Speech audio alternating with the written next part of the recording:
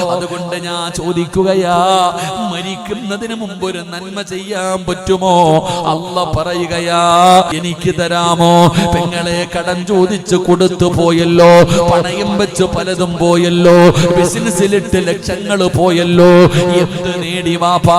അല്ല പറയുന്നു എനിക്കിതാ, അല്ല പറയുന്നു എനിക്കിതാ. നിന്റെ സമ്പാദ്യം മുഴുവനും തരണ്ട, എന്തെങ്കിലും നിന്റെ കയ്യിലുള്ളത് എനിക്കിതാ, പകരം ഞാൻ സ്വർഗം തരാ, പകരം ഞാൻ സ്വർഗം തരാ.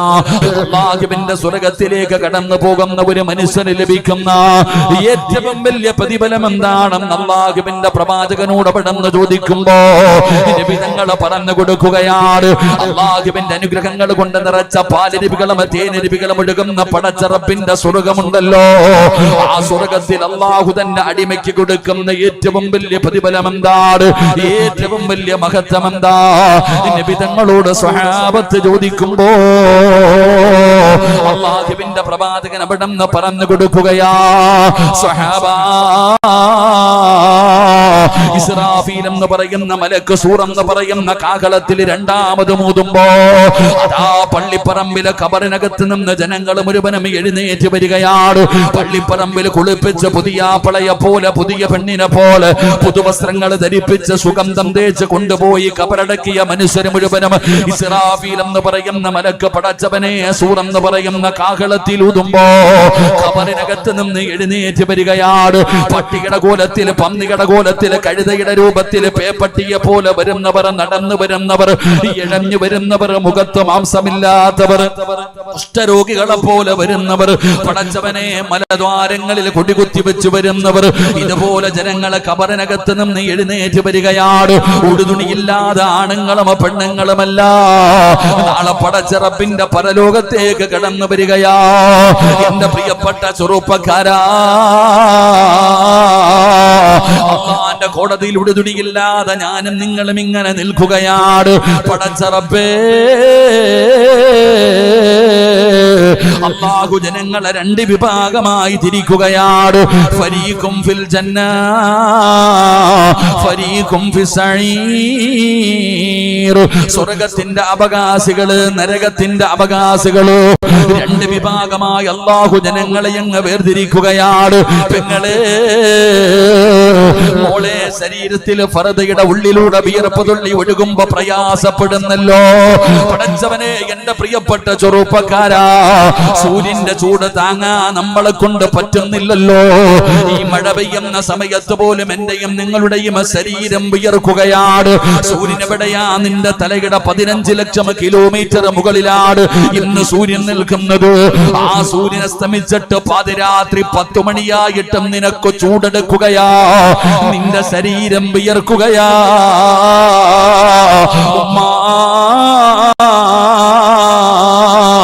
എങ്കിലും നാളെ പടച്ച റബ്ബിന്റെ പരലോകത്ത് ഞാനും നിങ്ങളും ഉടുതുണിയില്ലാതെ അല്ലാഹുവിന്റെ കോടതിയിൽ ആണുങ്ങളും പെണ്ണുങ്ങളും ഇങ്ങനെ നിൽക്കുമ്പോ, ആ ചെമ്പിന്റെ തറയിൽ ചെരുപ്പിടാതെ ഞാനും നിങ്ങളും നിൽക്കുമ്പോ, ഈ 15 ലക്ഷം കിലോമീറ്റർ മുകളിൽ നിന്നിരുന്ന പടച്ച റബ്ബിന്റെ സൂര്യനുണ്ടല്ലോ, അത് താഴേക്ക് ഇറക്കുകയാ. ചെറുപ്പക്കാരാ, നിന്റെ തലയുടെ ഒരു ചാണ് മുകളിലാ, ഇങ്ങനെ ഒരു ചാണ് മുകളില് ആ സൂര്യൻ ഇങ്ങനെ ഇറങ്ങി വരുന്ന ഒരു ദിവസമുണ്ടടാ ചെറുപ്പക്കാരാ. ചൂടുള്ള നാളുണ്ട്, കിയാമം നാളാ, ചുരുക്കി പറഞ്ഞാൽ എന്തു ഹാലാ ചൂളാ. വൻദോഷ വണ്ടിയോ മായി വരുന്നേ കാളാ, ക്ഷീണത്തിനാലൊലിക്കുന്നതാണേ ഇള. സുഹൃത്തുക്കളെ, തിളയ്ക്കുന്നതാണേ മൂള. അമലൊന്നുമില്ല തങ്ങു ചെന്നാ കോള. മോനെ, പഴയ വീട് കെട്ടുന്ന ഇഷ്ടിക കണ്ടിട്ടുണ്ടോ? എങ്ങനെയാണ് ആ ചെളിയിൽ നിന്നുണ്ടാക്കി ഇഷ്ടിക ചുമന്ന നിറമായതെന്നറിയോ? കത്തിക്കുന്ന ഒരു ചൂളയുണ്ടടാ ചെറുപ്പക്കാരാ, പച്ചവരകെട്ട് കത്തിക്കുന്ന ഒരു ചൂളയുണ്ട്. അതിന്റെ അടുക്കൽ ജീവിതത്തിൽ ഒരിക്കലെങ്കിലും പോയിട്ടുണ്ടോ? പോയവർക്കറിയാമെന്തു പ്രയാസമാണെന്ന്. എന്റെ വാപ്പാ കാളവണ്ടി കണ്ടിട്ടില്ലേ? അതാ ചുമട് വലിച്ചു കൊണ്ടുപോകുന്ന കാളയുടെ വായുദിനം പതയും നൊരയും ഇങ്ങനെ ഒഴുകുകയാ. എങ്കിലും നാളെ പടച്ച റബ്ബിന്റെ കോടതിയില് അല്ലാഹുവേ ജനങ്ങളുടെ വായിൽ നിന്ന് പതയും നൊരയും ഇങ്ങനെ ഒഴുകുകയാണ്. വയത് കേൾക്കാമെന്ന പെങ്ങള് ചോറ് വെക്കുന്ന സമയത്ത് കലത്തിനകത്ത് കടന്ന് ചോറ് തിളയ്ക്കുകയാ. അടപ്പ് മാറ്റുമല്ലോ നിറഞ്ഞു പോകാതിരിക്കാൻ. എങ്കിലും അള്ളാന്റെ കോടതിയിൽ നിൽക്കുമ്പോ ഈ തലയോട്ടിക്കകത്ത് കിടക്കുന്ന തലച്ചോറുണ്ടല്ലോ, അത് തിളച്ചു മറിയും ഉമ്മ, മുഖത്തുകൂടെ ഒലിക്കും പെങ്ങള്. അങ്ങനെ അള്ളാഹുടെ കോടതിയിൽ രണ്ട് വിഭാഗമായി അള്ളാഹു തിരിക്കുകയാണ്. ഫരീഖും ഫിൽ ജന്ന ഫരീഖും ഫിസ്സഈർ. സ്വർഗ്ഗവാസികൾ സ്വർഗ്ഗത്തിലേക്ക് പോകുകയാ, നരകവാസികൾ നരകത്തിലേക്ക് പോകുകയാ. പടച്ചവനെ എല്ലാവരും സ്വർഗ്ഗത്തിലേക്ക് പോകേണ്ടവർ സ്വർഗ്ഗത്തിലേക്ക് പോയി, നരകത്തിലേക്ക് പോകേണ്ടവർ നരകത്തിലേക്ക് പോയി. പടച്ചവനെ അങ്ങനെ അവസാനം അല്ലാഹു നരകത്തിൽ നിന്ന് അവസാനമായി കിടക്കുന്ന മനുഷ്യനുണ്ടല്ലോ, അവനും അല്ലാഹുവിന്റെ സ്വർഗ്ഗത്തിലേക്ക് കടന്നു. ഇനി ഒരിക്കലും ഒരാളും നരകത്തിൽ നിന്ന് സ്വർഗ്ഗത്തിലേക്കില്ല. അങ്ങനെ സ്വർഗ്ഗത്തിന്റെ വാതിലടച്ചു, നരകത്തിന്റെ വാതിലടച്ചു. ഇനി ആരും അങ്ങോട്ടും ഇങ്ങോട്ടും പോകാനില്ല. അങ്ങനെ സ്വർഗവാതിലടച്ചു കളഞ്ഞു. അവസാനത്തെ വ്യക്തിയും മുട്ടിലടഞ്ഞ് സ്വർഗത്തിലേക്ക് വന്നു കഴിഞ്ഞു. സുബ്ഹാനല്ലാഹ്. എല്ലാരും സ്വർഗത്തിലൂടെ ഇങ്ങനെ നടക്കുമ്പോ അല്ലാഹുവിന്റെ ഭാഗത്ത് നിന്ന് വയുനാദിൽ മുനാദി മിൻ ഖിബലിർ റഹ്മാൻ. അല്ലാഹുവിന്റെ ഭാഗത്ത് നിന്ന് അവിടെന്ന് വിളിച്ചു ചോദിക്കുകയാണ്, അതുരീദൂന ശൈആ, ഏ സ്വർഗ്ഗവാസികളെ, ഏ സ്വർഗ്ഗത്തിലൂടെ നടന്നു പോകുന്നവരെ. അല്ലാഹു ചോദിക്കുകയാണ്, നിങ്ങൾക്ക് വല്ല ആഗ്രഹവുമുണ്ടോ?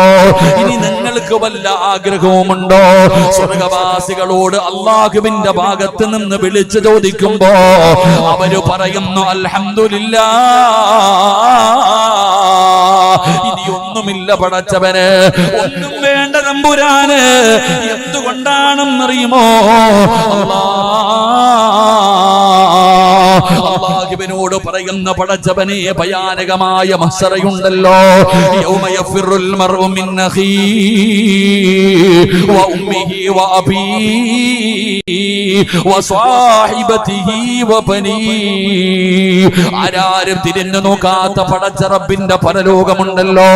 അല്ലാഹുവേ, ആ പരലോകത്ത് നീ ഞങ്ങളോട് കരുണ കാണിച്ചല്ലോ അല്ലാഹ്. ഞാനൊരായത്ത് പറഞ്ഞു തരാം, സൂറത്ത് പോട്ടെ, നിങ്ങളൊക്കെ തിരക്കുള്ളവരാ. ഖുർആനിലെ ഒറ്റ ആയത്ത് ഞാൻ പറഞ്ഞു തരാം. ഈ ആയത്ത് നിങ്ങൾ ഓതിയ നിങ്ങൾ സ്വർഗത്തില. അല്ലാഹു ഭാഗ്യം തരുമാറാകട്ടെ. ഒറ്റ ആയത്ത് ഓതിയ സ്വർഗത്തിൽ പോകാം. ഓതുവോ? ഒറ്റ ആയത്ത്. അൻ അബി ഉമാമത്ത് അൽ ബാഹിരി റളിയല്ലാഹു തആല അൻഹു ഖാല നബി സല്ലല്ലാഹു അലൈഹി വസല്ലം, സഹാബി നിവേദനം ചെയ്യുന്ന ഹദീസ്. ഒറ്റ ആയത്ത് ഞാൻ പറഞ്ഞു തരാം, ഓതിയ നിങ്ങൾ സ്വർഗത്തില. അല്ലാഹു ഭാഗ്യം തരുമാറാകട്ടെ. ഓതുവോ? നിയ്യത്ത് ചെയ്യുന്നവരൊക്കെ കൈവക്ക്. മലക്കുകളും അല്ലാഹുവും സാക്ഷിയ. പൊക്കണമെങ്കിൽ നല്ലതുപോലെ പൊക്കിക്കോ. അൽഹംദുലില്ലാഹ്. അല്ലാഹു ഭാഗ്യം തരുമാറാകട്ടെ. ആയത്തുൽ കുർസി എന്ന് പറയുന്ന ഒരു ആയത്ത് ഖുർആനിലുണ്ട്. അറിയോ? ഓദിക്കേ. ബിസ്മില്ലാഹിർ റഹ്മാനിർ റഹീം. അല്ലാഹു ലാ ഇലാഹ ഇല്ലാ ഹുവൽ ഹയ്യുൽ ഖയ്യൂം ലാ തഅഖുദുഹു സിനത്തുൻ വലാ നൗമുൻ ലഹു മാ ഫിസ് സമാവാതി വമാ ഫിൽ അർദ് മൻ ദല്ലദീ യസ്ഫഉ ഇൻദഹു ഇല്ലാ ബിഇദ്നിഹി യഅലമു മാ ബൈന ഐദീഹിം വമാ ഖൽഫഹും വലാ യുഹീതൂന ബിശൈഇൻ മിൻ ഇൽമിഹി ഇല്ലാ ബിമാ السماوات والأرض ولا يعوده حفظهما وهو العلي العظيم. ആയത്തുൽ കുർസി ഓതാൻ അറിയാവോ? ഓതാൻ അറിയോ? ഈ ഒരൊറ്റ ആയത്ത് ഓതിയാൽ നിന്റെയും സ്വർഗത്തിന്റെയും ഇടയിൽ മരണമല്ലാതെ മറ്റൊരു മറയില്ലെന്ന് നബി മുഹമ്മദ് മുസ്തഫ. മരണമല്ലാതെ ഒരു മറയില്ല. ഈ ആയത്ത് ഓതുക, മരിക്കുക, സ്വർഗത്തിൽ പോകുക. അള്ളാഹു ഭാഗ്യം തരുമാറാകട്ടെ. ഇൻഷാ അല്ലാഹ് ഓതിക്കൂടെ? ഉറക്കവർ ഇൻഷാ അല്ലാഹ് പറ. അപ്പൊ ഈ ഉസ്താദ് കൊള്ളാടാ, നിസ്കരിക്കൊന്നും വേണ്ട, ഒരായത്ത് ഓതിയ സ്വർഗത്തിൽ പോകാമെന്ന് ചിലർക്കൊക്കെ തോന്നും. മോനെ, നിന്നെ വിറ്റ കാശ് അള്ളാഹടുത്തുണ്ട്. ഇതെപ്പോഴാ ഓതേണ്ടത്? 5 നേരം നിസ്കരിച്ചിട്ട് നിസ്കാരപ്പായിലിരുന്നിട്ട. അള്ളാഹു ഈമാൻ തരുമാറാകട്ടെ. എപ്പോ ഓതണ്ടേ? നിസ്കാരം കഴിഞ്ഞിട്ട് നിസ്കാരപ്പായിലിരുന്ന് ഓത്. അള്ളാഹു ഭാഗ്യം തരുമാറാകട്ടെ. അപ്പൊ അൽഹംദുലില്ലാ, എല്ലാവർക്കും സുഖമല്ലേ? സുഖമാണോ അല്ലേ? ജീവിതമൊക്കെ റാഹത്തല്ലേ? കാശുണ്ടോ? കച്ചവടം ഉണ്ടോ? മക്കളൊക്കെ റാഹത്താണോ? ഭാര്യ എങ്ങനെയുണ്ട്? ഇത് മതി രക്ഷപ്പെടാൻ. അല്ലാഹു ഭാഗ്യം തരുമാറാകട്ടെ. ഇത് മതി. ഇതാ വഴത്. ഈ ഒരൊറ്റ അൽഹംദുലില്ലാ മതി. കടയിൽ കച്ചവടം ഉണ്ടോടാന്ന് ചോദിക്കുമ്പോ ഉണ്ട്. അളിയ നല്ല കച്ചവടമാ, നല്ല കാശുണ്ടോടാ, കുഴപ്പമൊന്നും ഇല്ലടാ എന്ന് പറഞ്ഞാ ഈ കേൾക്കണമെന്ന് വിചാരിക്കും ഇവനെ കൊറോണ ഒന്നും പിടിച്ചില്ലേ അല്ലാ. ഓരോ മനുഷ്യന്മാര് കച്ചവടം ഇല്ലാതെ എത്തിങ്ങാനയിലായിരിക്കും, ഇവന് മാത്രം. പിന്നെ മുട്ട കുഴിച്ചിടുന്നതിൽ കുഴപ്പമുണ്ടോ? വെറുതെ എന്തിനാ ആവശ്യമില്ലാത്ത പണിക്ക് നിൽക്കണേ? ആമിനാത്തായ വഴി വെച്ച് കാണും. അയൽവാസിയ ആയിഷ ചോദിക്കുന്നു, എങ്ങനെയുണ്ട് ആമിന? ഒന്നുമില്ലടി, ഇക്കാക്ക് ആകെ പ്രശ്നം, പഴയതുപോലെ പൈസ ഒന്നുമില്ല, ആകെ ബുദ്ധിമുട്ട്, പ്രയാസം. അയ്യോ. അപ്പൊ ആമിനാത്ത മനസ്സിൽ വിചാരിക്കും, ഒരുത്തി എത്തിങ്ങാനേലായി. മനസ്സിലൊരു സന്തോഷം. എന്തിനാ ഈ ആവശ്യമില്ലാത്ത പണി? അൽഹംദുലില്ലാ, അല്ലാഹു ഭാഗ്യം തരുമാറാകട്ടെ. അല്ലാഹുവേ പടച്ചവനെ, വെള്ളിയാഴ്ച നന്മ ചെയ്തുകൊണ്ടിരിക്കുന്ന സമയത്ത് കടങ്ങളൊക്കെ വീട്ടി തൗബ ചെയ്ത് വുളുവോടുകൂടി ജിബ്രീൽ അലൈഹിസ്സലാമിന്റെ സാന്നിധ്യത്തിൽ മലക്കുകൾ സ്വാഗതം പറയുന്നത് കേട്ട് ഷഹാദത്ത് കലിമ ഉറക്കെ പറഞ്ഞ് സ്വർഗത്തിന്റെ ചിത്രം കണ്ടുകൊണ്ട് പടച്ചവനെ, ഷഹീദിനെ പോലെ മരിക്കണമല്ലാ. നെറ്റിത്തടം വിയർക്കണം, മൂക്കിന്റെ ദ്വാരം വികസിക്കണം, മുഖത്തു പ്രകാശം വേണം, ചുണ്ടിൽ പുഞ്ചിരി വേണം, റൂമിനകത്ത് സുഗന്ധം വേണം. 15 കാര്യമാണ് ചോദിച്ചേ. 15 കാര്യമാണ് നിങ്ങൾ ചോദിച്ചത്. അള്ളാഹു നമുക്ക് നല്ല മരണം തരുമാറാകട്ടെ. അള്ളാഹു നല്ല മരണം തരുമാറാകട്ടെ. തളിപ്പറമ്പ് ജംഗ്ഷനിൽ ബസ് കാത്ത് നിൽക്കുകയെന്ന് സങ്കല്പിക്കുക. തളിപ്പറമ്പ് ജംഗ്ഷനിൽ ബസ് കാത്ത് നിൽക്കുമ്പോ പയ്യന്നൂരേക്ക് പോകുന്ന ഒരു ബസ് കണ്ടു. ചാടി ബസ്സിനകത്ത് കയറി സീറ്റ് കിട്ടി പോയി ഇരുന്നു. അപ്പൊ കണ്ടക്ടർ ഇങ്ങനെ നടക്കുന്നുണ്ട്. കണ്ടക്ടർ നിന്റെ അടുക്കലേക്ക് വരാൻ സമയമാകുമ്പോ ദുആ ചെയ്യുകയാണ്, പടച്ചോനെ എന്നെ നീ കണ്ണൂരെത്തിക്കണേ എന്ന് ദുആ ചെയ്താ എത്തുവോ? കോമഡി ആയിട്ട് തോന്നുന്നുണ്ടോ? ഞാൻ ചോദിക്കട്ടെ, നീ അള്ളാനോട് പറയുന്നു, പടച്ചോനെ എനിക്ക് നല്ല മരണം തരാന്, നീ എന്നാ ചെയ്തട്ടാ കാക്ക? നമ്മളൊക്കെ ചെയ്ത ഒരു നന്മ പറഞ്ഞ് നിസ്കരിക്കാറുണ്ട് നമ്മൾ, ഇല്ലേ? നിസ്കരിക്കാറുണ്ട്. ഒറ്റയ്ക്ക് നിസ്കരിച്ച ഇന്ന ആഴ്ത്തേനെയും കുൽഹു അല്ലാഹി കാണാൻ ആളുണ്ടെങ്കിൽ വലിയ സൂറത്ത്. ഇതാണ് നമ്മുടെ നിസ്കാരം. ആ വെള്ളിയാഴ്ചയൊക്കെ വന്നിട്ട് കെട്ട് നിസ്കാരം ഉണ്ടോ? എനക്കാല് ഹൗഫുള്ള ഒരാളെ ദുനിയാവി കാണൂല. 4 പേര് കാണാനുണ്ടെങ്കിൽ എന്തൊരു നിസ്കാരം, ഇല്ലെങ്കിൽ കുൽഹു അല്ലാഹ് അടിച്ചിട്ട് ഓടുന്നവനാണ്. എന്നാ കാക്ക മുഖമൊക്കെ വല്ലാതെ വാടിയിരിക്കുന്നത്? ഒന്നുമില്ലടാ, രാവിലെ 3 മണിക്ക് എഴുന്നേക്കും, തഹജ്ജുദ് നിസ്കരിക്കും, സുബഹി വരെ ഇരുന്ന് ഖുർആൻ ഓതും. എനിക്ക് ഉറക്കം വരത്തില്ല. പോയി കിട്ടി. അല്ലാഹു ഈമാൻ തരുമാറാകട്ടെ. അത് പോയി. എന്താ ആമിനാത്ത ക്ഷീണിച്ചു പോയത്? എടി എല്ലാ തിങ്കളും വ്യാഴവും നോമ്പാടി എനിക്ക്. ഞാൻ എത്ര വർഷങ്ങളായിട്ട് പിടിച്ചോണ്ടിരിക്കുക. പോയി കിട്ടി. വാട്സപ്പിൽ ഫോട്ടോ വരുവോ, ഫ്ലക്സ് വെക്കുവോ, ഞാൻ പൈസ തരാം, ഇല്ലെങ്കിൽ ഇല്ല. ഇതാണ് നമ്മൾ ചെയ്യുന്ന നന്മകൾ. ഇതാ എന്റെ പ്രിയപ്പെട്ടവരെ. പിന്നെ എങ്ങനെ നമുക്ക് അല്ലാഹു നല്ല മരണം തരുന്നത്? എന്റെ പൊന്നു കാക്കാമാരെ, ഒരെണ്ണമെങ്കിലും ചെയ്തു പോയി. ഞാൻ അത്രേ പറയുന്നുള്ളൂ. 100 കണക്കിന് നന്മകളൊന്നും വേണ്ട, ഒരു നന്മയെങ്കിലും. മഹാനായ ആദരവായ പ്രവാചകൻ നബി മുഹമ്മദ് മുസ്തഫ സല്ലല്ലാഹു അലൈഹി വസല്ലമ തങ്ങൾ വഫാത്താകുന്നതിന്റെ തലേ ദിവസം തന്റെ വീടിനകത്തിരുന്ന അവസാനത്തെ ദിർഹവും എടുത്ത് സദഖ കൊടുത്തു. ആയിഷ പെട്ടെന്ന് എടുത്തുകൊണ്ടുവാ ആയിഷ, ഇന്ന സ്ഥലത്ത് 6 or 7 ദിർഹം ഇരിക്കുന്നുണ്ട്, എടുത്തുകൊണ്ടുവാ ആയിഷ. നബി തങ്ങൾ കയ്യിൽ വെച്ചിട്ട് കരയുകയാ. അല്ലാഹുവിന്റെ റസൂൽ കയ്യിൽ വെച്ചിട്ട് കരയുകയാ. എന്നിട്ട് പറഞ്ഞു, ആയിഷ ഇതെന്റെ വീട്ടിലിരിക്കുന്ന സമയത്താണ് ഞാൻ മരിക്കുന്നതെങ്കിൽ അല്ലാഹുവോട് ഞാൻ എന്തു പറയും? ആയിഷ, നീ കൊണ്ടുപോയി പാപങ്ങൾക്ക് കൊടുക്ക്. നബി തങ്ങൾ കൊടുത്തു വിട്ടടോ. അവസാനത്തെ ദിർഹവും സദഖ കൊടുത്തു പെങ്ങളെ. പിറ്റേ ദിവസം റബീഉൽ അവ്വൽ 12 അല്ലാഹുവിന്റെ പ്രവാചകൻ സല്ലല്ലാഹു അലൈഹി വസല്ലമ തങ്ങളുടെ വീടിന്റെ മുറ്റത്ത് വന്ന് സലാം പറയുകയാ. അസ്റായിൽ സലാം പറഞ്ഞു കേറി വന്നു. നബി തങ്ങളോട് അനുവാദം ചോദിച്ചു. അവിടുന്ന് റൂഹ് പിടിക്കുമ്പോ നബി തങ്ങൾ ചോദിക്കുന്നു, അസ്റായിലേ, എനിക്ക് വേദനിക്കുന്നു അസ്റായീൽ, ഒന്ന് പതുക്കെ പിടിക്കുവോ അസ്റായീൽ? ആരാടോ ചോദിക്കുന്നത്? ഈ ലോകം തന്നെ പടയ്ക്കാൻ കാരണക്കാരനായ അഷ്റഫുൽ ഖൽഖ് നബി മുഹമ്മദ് മുസ്തഫ സല്ലല്ലാഹു അലൈഹി വസല്ലമ തങ്ങൾ പറയുന്നു, എനിക്ക് വേദനിക്കുന്നു അസ്റായിലേ. വാപ്പാ, മരണത്തിന് വേദനയുണ്ട് വാപ്പാ. കോഴി അറുത്തിടുമല്ലോ, കോഴി കാലിട്ടടിക്കുന്നു, ചിറകിട്ടടിക്കുന്നു, തലയിട്ടടിക്കുന്നു, തുള്ളിച്ചാടുന്നു. കോമഡി കേട്ടിട്ടല്ല വാപ്പാ, മരണത്തിന്റെ വേദന താങ്ങാൻ പറ്റാത്തത് കൊണ്ടാണ് ആ കോഴി കിടന്നങ്ങനെ പിടയുന്നത്, ഉളുഹിയ മൃഗം കിടന്ന് പിടയുന്നത്.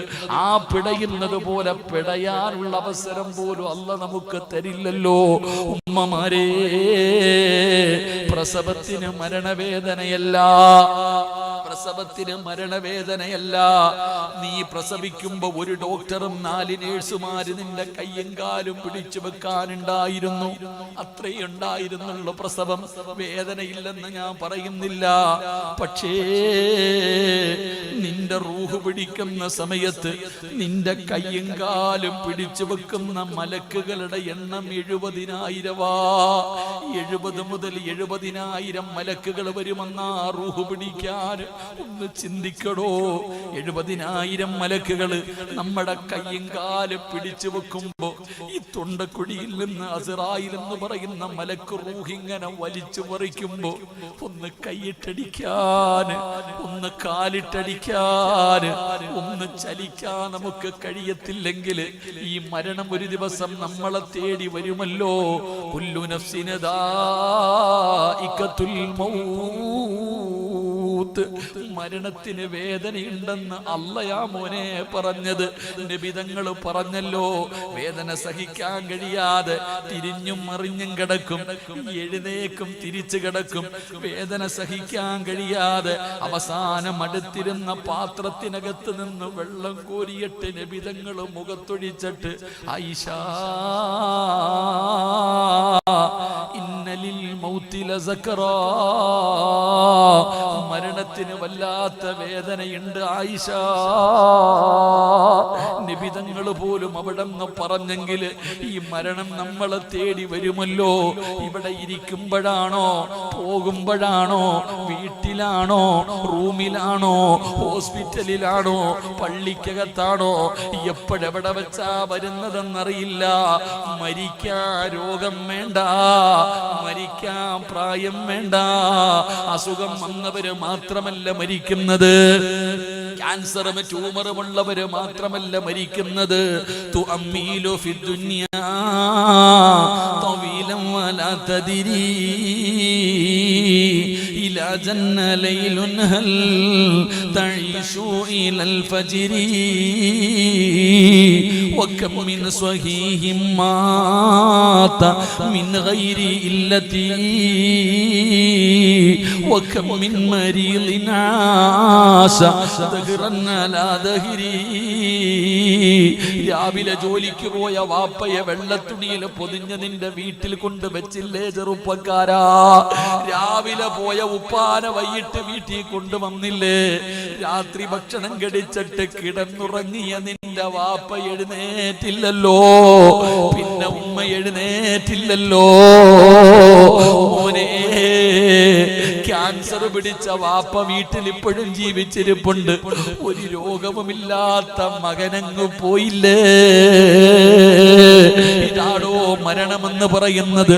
അതുകൊണ്ട് നിർത്തുകയാ. അള്ളാന്റെ പള്ളിയാ, അള്ളാടെ പള്ളിയാ. ആ പള്ളി പള്ളിയുടെ കടം വീട്ടാനുള്ള അവസാനത്തെ അവസരമാ. പെങ്ങളെ തരാൻ പറ്റുമോ മോളെ? നിനക്ക് വേണ്ടി ഒരു ജാരിയായ സദക്ക ചെയ്യാൻ സ്വർണ്ണമിടാത്ത ആരുമില്ലല്ലോ ഉമ്മ, സ്വർണ്ണമിടാത്ത ഒരാളുമില്ലല്ലോ പെങ്ങളെ. നിനക്കെത്ര പവനുണ്ടെന്ന് നിനക്കറിയില്ലല്ലോ. നീ മരിച്ചാ ഭർത്താവ് 40 തികയുന്നതിന് മുമ്പ് അടുത്തത് കെട്ടുമല്ലോ. മക്കൾക്ക് സമയമില്ല നിന്നെ വന്നൊന്ന് കാണാൻ. ഉമ്മാടെ ഖബറെവിടെയാണെന്നറിയില്ലല്ലോ, വാപ്പയുടെ ഖബറെവിടെയാണെന്ന് ഇന്നത്തെ മക്കൾക്കറിയില്ലല്ലോ. അറിയുന്ന മക്കൾക്ക് വരാ സമയമില്ലല്ലോ. അതുകൊണ്ട് ഞാൻ ചോദിക്കുകയാ, മരിക്കുന്നതിന് മുമ്പ് ഒരു നന്മ ചെയ്യാൻ പറ്റുമോ? അല്ലാഹ് പറയുകയാ, ഇന്നല്ലാഹ അസ്തറാ മിനൽ മുഅ്മിനീന അൻഫുസഹും വഅംവാലഹും ബിഅന്ന ലഹുമുൽ ജന്ന.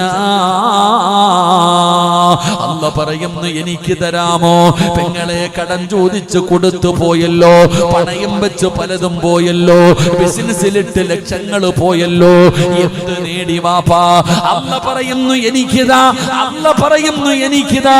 നിന്റെ സമ്പാദ്യം മുഴുവനും തരണ്ട, എന്തെങ്കിലും നിന്റെ കയ്യിലുള്ളത് എനിക്കിതാ. പകരം ഞാൻ സ്വർഗം തരാ, പകരം ഞാൻ സ്വർഗം തരാ. അതുകൊണ്ട് ഈ സദക്ക തരുന്നവര് അല്ലാഹുവോട് ചോദിക്കേണ്ടത് രണ്ട് കാര്യമാണ്. ഒന്ന്, അല്ലാ നിന്റെ പള്ളിയുടെ കടം വീട്ടാനാ അല്ലാ ഈ സദക്ക തരുന്ന എന്നെ കഅബാലയത്തിൽ നീ എത്തിക്കണം പടച്ചവനെ. നിന്റെ അതിഥിയായിട്ട് പടച്ചവനെ ഹജ്ജ് ചെയ്യാൻ, നിന്റെ അതിഥിയായിട്ട് നീ എന്നെ കഅബാലയത്തിന്റെ മുറ്റത്ത് കൊണ്ടുപോകണം തമ്പുരാരെ. രണ്ടാമത്തെ പ്രതിഫലമെന്താ പെങ്ങളെ? തൊണ്ടക്കുഴിയിൽ റൂഹെത്തുമ്പോ, വേദന സഹിക്കാൻ കഴിയാതെ പിടയുമ്പോ മലക്കുകൾ കാണിച്ചു തരികയാ, യാ അയ്യതുഹൻ നഫ്സുൽ മുത്മഇന്ന ഇർജിഇ ഇലാ റബ്ബികി റാദിയതൻ മർദിയാ ഫദ്ഖുലി ഫീ ഇബാദി വദ്ഖുലി ജന്നതി. കരയല്ലേ, വിഷമിക്കല്ലേ, സങ്കടപ്പെടണ്ട, പേടിക്കണ്ട. ആകാശത്തിന്റെ കവാടങ്ങൾ തുറന്നിട്ടുകൊണ്ട് മലക്കുകളെ നിരന്നു നിൽക്കുകയാണ്. ഇത് സ്വർഗത്തിലെ പട്ടുവസ്ത്രമാണ്, ഇത് നിന്റെ റൂഹ് പുതിയാനാ. കരയല്ലേ, വഅബ്ശിറൂ ബിൽ ജന്നാ. സ്വർഗം കണ്ടിട്ട് മരിക്കാ, ഈമാനോടുകൂടി മരിക്കാ. പടച്ചവനെ, അവസാനത്തെ അവസരമാണ്. ഇന്ന് തീരുകയാ മോനെ, ഇന്ന് തീരുകയാ വാപ്പാ. ഉസ്താദേ, ഞാൻ ഒരുപാട് കൊടുത്തതാ, കൊടുത്തതിന് വേറെ പ്രതിഫലം, കടം തീർക്കുന്നതിന് വേറെ പ്രതിഫലമാണ്, വലിയ പ്രതിഫലമാണ്. അതുകൊണ്ട് എന്റെ സഹോദരിമാര്, ഉമ്മ ഒരു നല്ല മരണം കിട്ടാൻ പടച്ചവനെ നിന്റെ മരണവേദന ഒന്ന് കുറഞ്ഞു കിട്ടാ. മരിക്കുന്നതിന് മുമ്പ് ഹജ്ജുമ്മയാകാ. നിന്റെ ശരീരത്ത് കിടക്കുന്ന ഒരു സ്വർണ്ണാഭരണം ഊരാൻ പറ്റുമോ? അല്ലാഹു ഇഷ്ടപ്പെട്ടവർക്കേ കഴിയൂ, അല്ലാഹ് ഇഷ്ടപ്പെട്ട ഉമ്മയ്ക്കേ കഴിയൂ. അല്ലാഹുവേ, ഇരിക്കുന്ന ജനങ്ങളിൽ നീ ഇഷ്ടപ്പെട്ടവരെ നീ തന്നെ തിരഞ്ഞെടുക്കണേ അല്ലാ.